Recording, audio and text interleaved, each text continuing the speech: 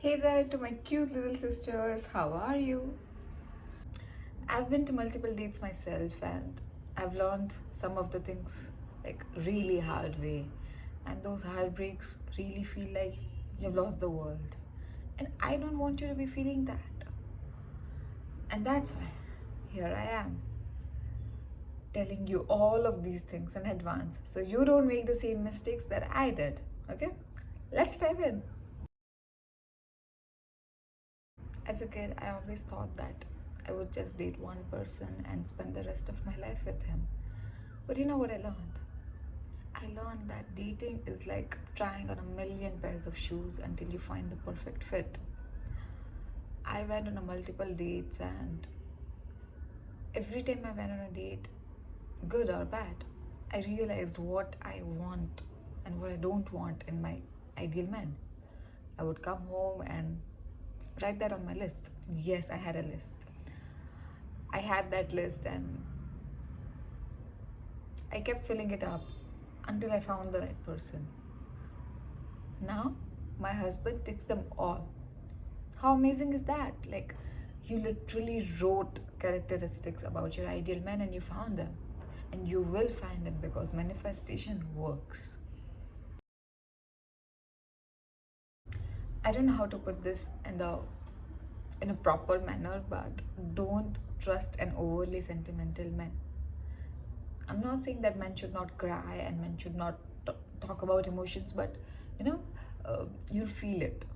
Like whenever a guy is using his emotions just to, um, gain sympathies from you, toxic, really toxic. There was this guy that I met, and on the second date, he starts telling me about everything that went wrong in his life, like everything, and he starts crying. So I start to do everything that I can do to make him feel better, and I start telling him that you're a gem and you're really talented, and life will become better for you. And suddenly, he says that he loves me, and he starts kissing me. And after that, we are in a relationship from the second date. And then he just becomes like overly possessive. Like he doesn't let me go out of my own house. And meanwhile, he is chatting with a million other girls and even flirting with them. And he had the guts to send me the screenshots. And he would say that I'm not open minded and I'm not being able to accept that my man is talking to other women. He ruined my mental health. And I've heard stories of multiple women that he has ruined their mental health as well.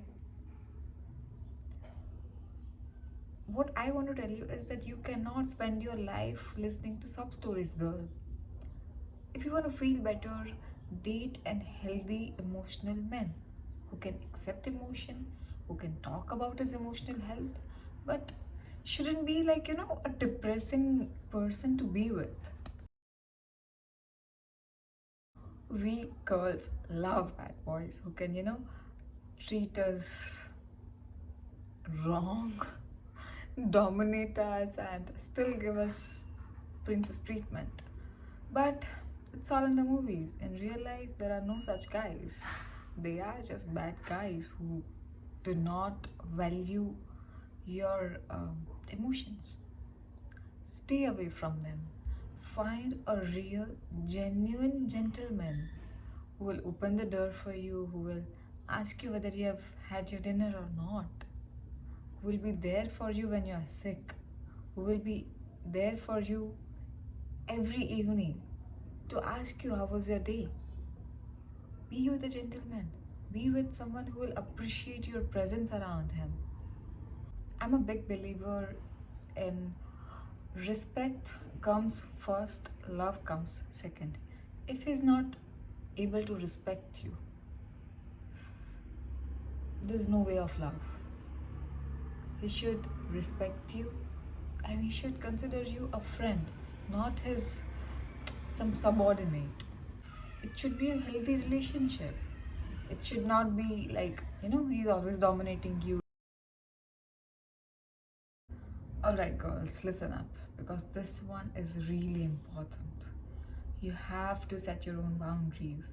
You cannot text him back in just a few seconds when he's texting you at 2 a.m. It's a booty call. Don't take it. Have a routine and let him adjust to your routine. That will make him respect you, value you for all the time that you give him. Don't be available all the time. If you be available all the time, he will think that okay, I can have any time I want her. That just makes you, free. Don't be free. Be a limited edition. Take things slow. Don't give him everything at first. Give it time. Coffee tastes better when you let it brew. Let it cook. Let it cook. And then you'll get the best of the best taste. Give him the impression that you cannot just be given away easily. Let him make efforts into chasing you, into convincing you for things he wants. Don't say yes immediately to anything. Give it time. Take a pause, think, let him be nervous for a while, and then maybe say no. And then after a few days, maybe say yes. I don't know, but just take things slow.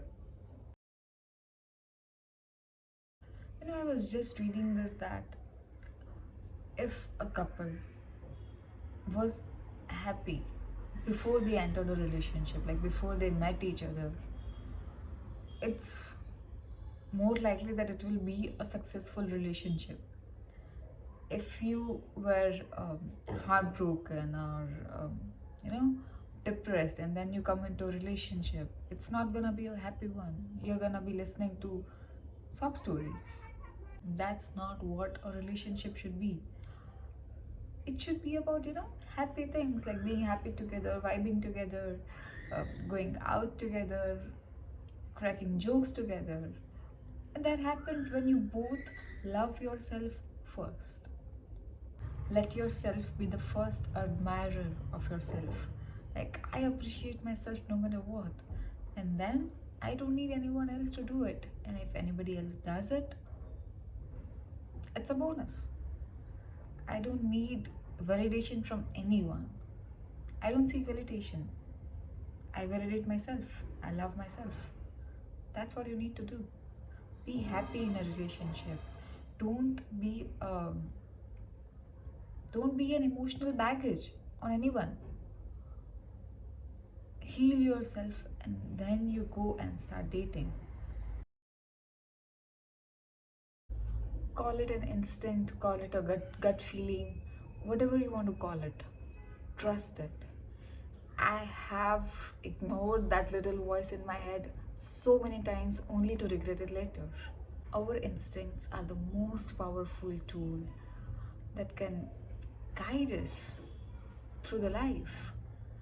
So if you get the little voice in your head that says that this thing feels off, or when energies are off, trust it. And if you feel troubles listening to it, start meditating and you will develop an instinct.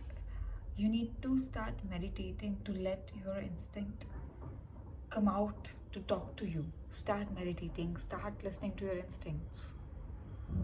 You know yourself better than anybody else. Give him space, give him the chance to miss you. If you are away, you'll miss each other, and when you meet, there will be, butterflies in both of your tummies. Like, I have been a long distance relationship myself, and that's the best one because you're constantly craving each other's company. You're constantly wanting to be with each other, and you can't because of the distance. So, give him the chance to miss you. Go away for a little while. Take not relationship breaks, but a break from your phone, or uh, go away with your girls once in a while. You know what I mean, right? And with this, we are at the end of this video. Hope you like it and hope you apply it. Like, share, and please subscribe. Helps me keep going. Bye.